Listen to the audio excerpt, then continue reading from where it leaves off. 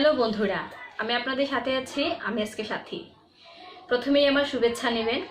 আমার গানগুলো যদি আপনাদের ভালো লেগে থাকে তাহলে অবশ্যই লাইক কমেন্ট শেয়ার করবেন, বেশি বেশি করে।